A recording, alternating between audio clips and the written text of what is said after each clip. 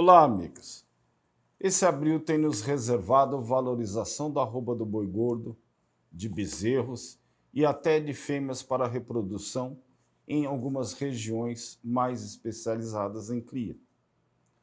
Por outro lado, as exportações de carne bovina estão fortes e o mercado interno comprador, ainda que timidamente. Enquanto isso, no nosso Brasil central, algumas áreas de pastagens começam a secar e outras contarão com prolongamento das chuvas, segundo previsões do tempo. Tudo isso nas vésperas das principais ações de terminação confinada. Então, o que esse abril mexe com as perspectivas para o mercado de reposição?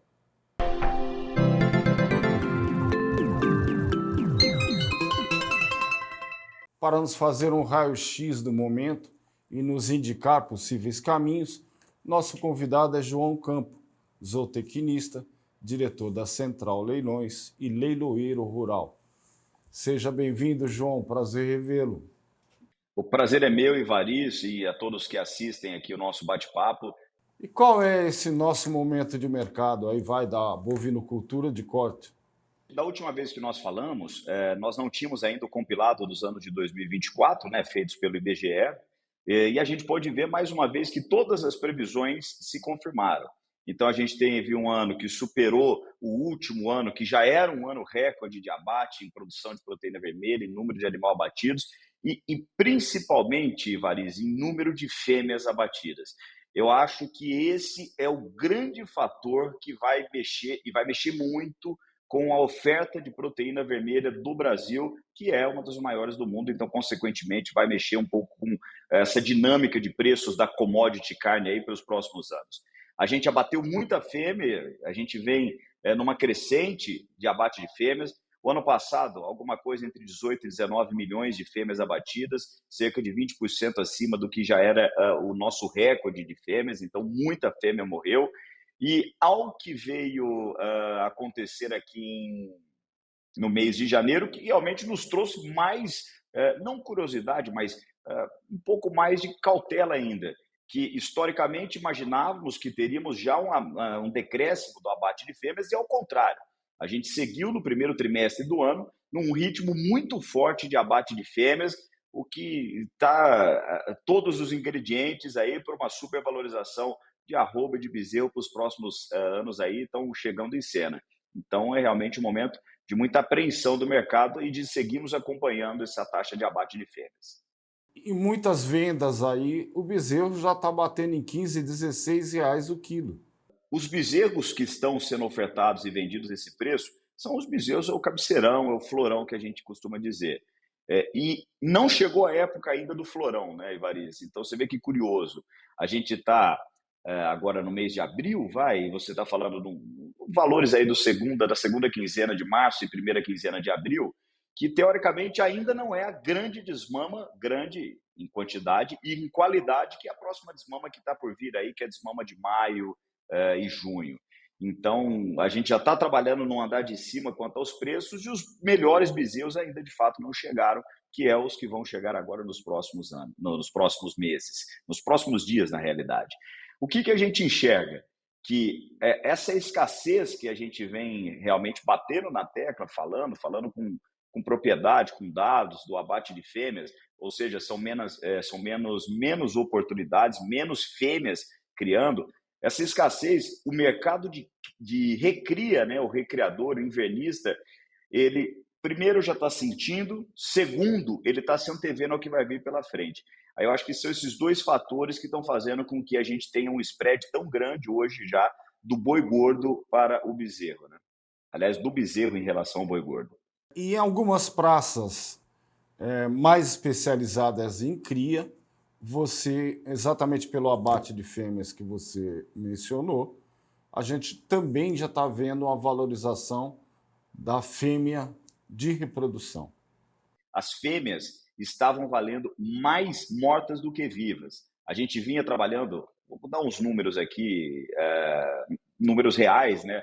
Enquanto uma arroba de fêmea aí chegou ano passado a R$ 270, em alguns lugares 300, mas de R$ 9 a R$ 10 o quilo, essa fêmea viva, né, para comercializar nos leilões ou na fazenda, ela valia 8. Então você tinha o que normalmente você sempre tem um spread, né, do gado vivo em relação ao gado morto, você tinha um déficit, né, você tinha um deságio na compra de fêmea, mostrando realmente que a fêmea ela estava sendo tratada como subproduto e descartada. Agora, obviamente, então o que, que aconteceu? Então muita gente não vendeu a fêmea viva, engordou e matou, porque ela estava valendo mais morta do que viva. Então, fora tudo isso, né, você ter primeiro essa taxa de abate de fêmeas muito grandes para manter num bom nível de rentabilidade a tua propriedade. Mas esse deságio que tinha a fêmea viva em relação à fêmea morta fez com que tivéssemos esse abate de fêmea. E mais uma vez, tudo isso, se a gente pudesse dar um título aqui, o Ivariz, para o nosso bate-papo aqui na DBO, era os recordes de abates de fêmeas e suas consequências, né? A gente fica até redundante, mas de fato é redundante. Tudo isso vem oriundo desse histórico abate de fêmeas que a gente teve nos últimos 2 anos. E você também percebeu valorização nessas praças aí de mais de cria? Antes da valorização, Ivariz, vem a liquidez. Então, primeira coisa, quando você entrou com o mercado em crise, você perde a valorização, depois você perde a liquidez do produto. Quando o mercado começa a subir, primeiro você recupera a liquidez e depois você recupera uma melhor valorização. Hoje eu vejo que o mercado de fêmeas, a gente já recuperou liquidez. Então, as fêmeas antes era a categoria mais difícil de ser comercializada. Hoje, nos nossos leilões, a gente está com taxa de vendas aí de acima de 90% das fêmeas e voltando a recuperar preços. Nós estamos no momento chave aí para quem quer investir, para quem pensa em aumentar um pouco a cria e tudo mais. É a hora de buscar fêmea. É a hora de buscar fêmea, porque daqui a pouco, qual que é o próximo passo, Ivariz, na nossa visão, na nossa leitura aqui de inteligência de mercado?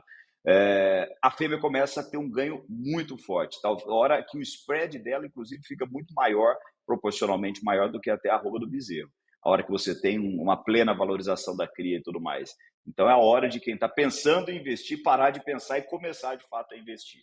Paralelamente a isso, você viu essas primeiras semanas, né, 3 semanas de abril, as exportações com muita força, com aumento no volume, aumento no valor da tonelada, né, e um mercado interno comprador, ainda que timidamente, mas comprador. Isso fala em pressão para você ter mais animais abatidos, para você ter carne para atender essa demanda. Isso pode retardar uma valorização mais substancial e aí provocar aquele boom que a gente viu, o estouro do valor do bezerro. É importante a gente citar, vamos analisar em 3 aspectos diferentes. Primeiro ponto, a exportação. A exportação segue muito forte. Por quê? Primeiro que o governo brasileiro atual tem uma boa interlocução com diversos mercados globais. Ponto final. Isso é um fato. E também, obviamente, pelo preço, né? A gente tem uma arroba hoje aqui eu sou de São Paulo, né? Nós temos telespectadores aí do Brasil inteiro, mas eu sou de São Paulo, ao redor dos 57, 58 dólares. A gente está falando dos outros grandes mercados que competem pela venda, né, de proteína vermelha, mercados de 65, 70, 80, 100, 110 dólares. Então, nós ainda somos, de longe, a fonte de proteína vermelha mais barata para quem compra do mundo inteiro. Então, são 2 pontos importantes.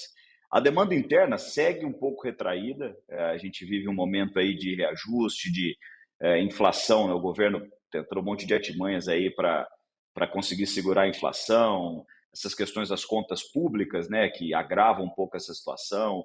A gente tem uma taxa de juros aí que, ao que tudo indica, ainda teremos ganhos de juros aí nas próximas reuniões do Copom, enfim. Então, nós temos uma série de fatores que faz com que o nosso mercado continue um pouco retraído, embora nós tenhamos essa valorização do mercado de exportação. Eu não tenho a menor dúvida, Ivariz, que a hora que, porventura, ou por uma série de medidas tomadas com coerência, da economia nacional, do nosso mercado, a gente tem um pouquinho mais de estabilidade, essa curva de juros caia, o mercado volte a caminhar um pouco mais acelerado, com dinheiro um pouco mais em circulação, aí vai ter essa combinação de fatores, né? Aí vai ter essa exportação que deve seguir muito alto, por mais que o dólar baixe para R$ 5, o arroba venha para 350. Nós ainda vamos falar de uma arroba valor interessantíssimo para o mercado externo, então eu não acredito nessa retração de demanda da exportação, e aí o mercado interno vai entrar com a demanda também. Aí ninguém sabe onde vai parar, Evariz, que abate de fêmea, ou seja, nós diminuímos a capacidade da nossa fábrica chamada matriz. A demanda externa muito forte. A hora que chegar esse terceiro fator, que é a demanda interna, aí ninguém sabe onde vai parar. Muitos analistas entendem que essa guerra comercial, os tarifaços aí, são uma oportunidade para a gente aumentar a nossa exportação ainda mais de carne bovina. Você percebe no setor alguma ansiedade ou alguma boa expectativa? Nós podemos nos beneficiar disso, mas com cautela, né? Eu acho que não vamos contar com o almoço pronto antes da gente comprar a mistura. Então, eu entendo que o mercado está enxergando isso, né? Todo mundo vai ver uma oportunidade nessas retaliações, corte de exportação daqui, sobe taxa, não vendo isso, não compra aquilo. Então, eu não tenho dúvida que a carne brasileira, as commodities de uma maneira geral, né? E nós somos, via de regra, um exportador de commodities, serão os exportadores de commodities serão beneficiados em determinado momento, porque afinal, além dos Estados Unidos, embora seja a economia mais forte do mundo, o mundo tem mais 8 trilhões, 8 bilhões de pessoas, né? Então, eu acho que a gente vai colher alguns frutos disso em determinado momento, sim, embora eu não acredite que, primeiro, que isso vai ser vai ter um efeito perene, eu acho que vai ser lá alguns momentos determinados, que isso pode dar um repiquezinho, um fôlegozinho no boi, por alguma demanda e tudo mais, mas eu acho que tudo vai se regularizar aí nos próximos meses. Mas você percebe isso do pecuarista? Cautela? Sim, sim, sim, eu acho que sim, eu acho que sim. Eu acho que, primeiro, o Ivaristo, porque é um negócio muito novo, né, esse tarifaço aí dessa maneira. Se a gente voltar 5 anos atrás, né, a gente estava começando uma pandemia, estava todo mundo com medo, com cautela do que seria uma pandemia, de como, né, o mundo, a economia mundial se comportaria perante uma pandemia, todo mundo com muito medo. E dessa mesma maneira, essas medidas drásticas que o Trump tomou, né, de todas essa taxação excessiva e tudo mais, também é uma medida nova, né? Não digo nova, mas não é usual. E tudo que não é usual gera cautela. Então eu percebo que está todo mundo cauteloso. E eu acho que tem que ser cauteloso mesmo, né? Eu acho que a gente vai colher momentos bons, mas também não vai ser a resolução de tudo que a gente espera da nossa pecuária, não. Tem que ter cautela mesmo. Para atender essa demanda, se ela se mantém firme e crescente como está, né, o abate de matrizes, de alguma forma, ele vai ter que continuar. Isso vai explodir em alguma hora.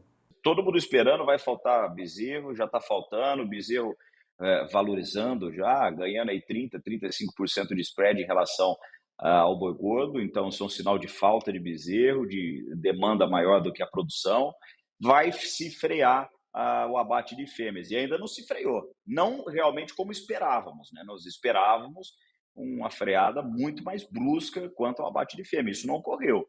Então, se não, e isso, né? E vamos pensar assim: o boi gordo que está faltando agora, nós estamos suplementando com fêmeas.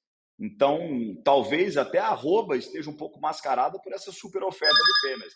Então, eu entendo que quando nós abatermos, quando nós cessarmos de vez o abate dessas fêmeas, aí nós vamos ter um repique, né, que a gente chama aqui dentro do nosso linguajar do dia a dia, né, vai ter um repique muito grande. João, muito obrigado por suas análises. Eu que agradeço a parceria aqui com vocês da DBO, contem sempre com a gente. Eu falei com João Campo, zootecnista, diretor da Central Leilões e leiloeiro rural. Esse foi mais um DBO Destaca. E não deixe de conferir outros conteúdos no portal DBO e revista DBO, todos os meses à sua disposição.